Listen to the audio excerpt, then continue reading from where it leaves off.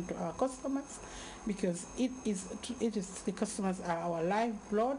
Without them, we will not be able to exist. So for that reason, I personally think that customers deserve everything from Gamcell, because they are actually why we are trying to bring out all the good things that we have been providing for the past years, and we will continue to do that. This is one of its kind, and it doesn't come every year, every day. So please, our wish, as I said earlier, is for all of you to win, but only one person can win. During the way, we have distributed a lot of other items like living room chairs, beds, and other furnitures. But this is the big one. The big one is almost there. I wish everybody good luck. You know, if one person wins it, it means we all win. You know, nobody is a loser. You know, so if you don't win this one, you'll certainly win other raffle draws that we are going to conduct, you know, similarly. Already we have a lot of customers who have won bedroom sets, living room sets, you know, and they are very happy. All that has been, you know, presented on GRTS TV, and the public has seen everything and know that we have always been giving out quality furniture. You know, the quality furnitures that we have been giving out to our customers is the same quality furnitures in this house. So the house is the highest price. Please don't be left out. Let's continue loading the $100 subscribe cards so that we can win this house.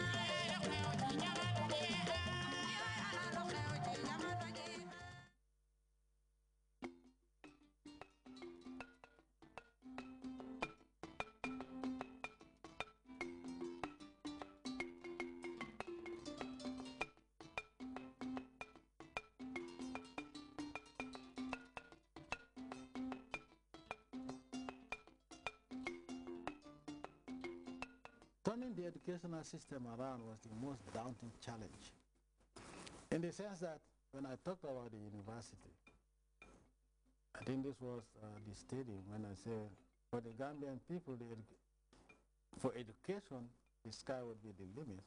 Everyone, oh, who is this little soldier? This boy is just adventurous. And nobody took us seriously. Produced 340 units. It says that the premium bonus is 75% of time. You know, fish is reddish. Yes. And chicken too is reddish. Now, how do you do the three? How do you do the three? You have chicken, you have fish, and you have vegetable. The Gambian education system is a model in the region, and people are beginning to come to see how we are doing it. And I want to say that it's all about teamwork and the political commitment that we have, as education is a high priority for the government of the day. The Gambia's education system has experienced tremendous transformation in recent years in response to emerging needs and changing circumstances. The current policy strategy devised by the government emphasizes access, quality, and relevance. It encompasses the broader objectives of gender equity, targeting poor and disadvantaged groups, cultural diversity, as well as science, mathematics, and technology. Since 1994, the education system in this country has seen great transformation, and a lot of efforts have been put in to make sure that we are where we are today. And the priority is to make sure that we make education accessible to every child, make the education system relevant to the needs of this country and the citizenry, and also to make sure that the education we provide is of quality. So there are three core things that the education system is looking at as pronounced in our education policy, and that is access, relevance, and quality. Increased public expenditure on education has led to marked improvements in overall national enrollment figures, which continue to grow steadily. This is more pronounced among girls who had previously suffered exclusion engendered by traditional beliefs and practices. But the Gambia has been able to minimize the factors against girls' education, especially in retaining young female students. I am a beneficiary of His Excellency the President Empowerment for Girls Education. My IT and web design course was paid for. It reduced the burden on my family, so I'm grateful to the President. There is a national policy ensuring the provision of free education for girls, supported by a vibrant presidential initiative known as the President's Empowerment for Girls Education Project. These efforts are being reinforced by the Education Department and charities such as the Jame Foundation for Peace by providing scholarships to students from poor families. In terms of gender equality, we have attained gender parity at the basic level, that is the primary and the upper basic level. And what made that possible is the establishment of the President's Empowerment of Girls Education Project under the Office of the President, and also the establishment of the Girls Education Trust Fund, which got initiated indeed by His Excellency the President too. And we have the Angels Trust Fund. So these trust funds, as well as the Jame Foundation for Peace Scholarship Program, and indeed other agencies that provide scholarships to girls in this country, have made it possible for more girls to come into the system, and that is how we attain gender parity at that level.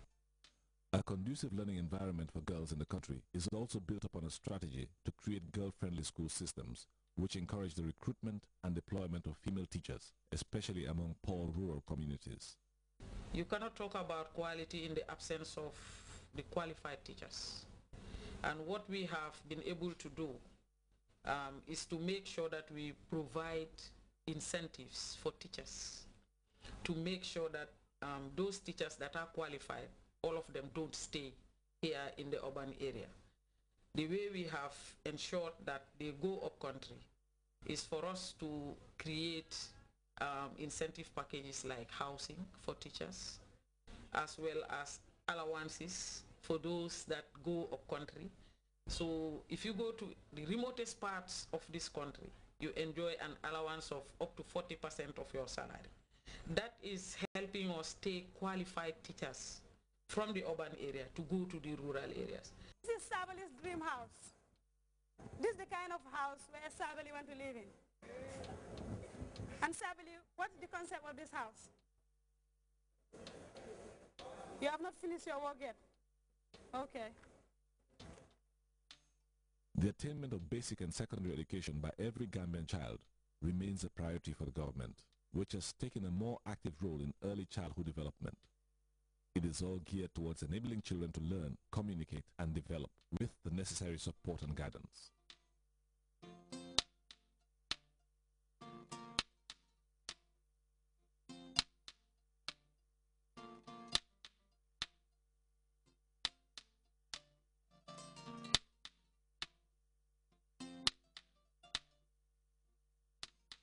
An unprecedented number of daycare centers and nursery schools operate in the country, monitored and assessed by education authorities. Prior to 1994, there were limited numbers of primary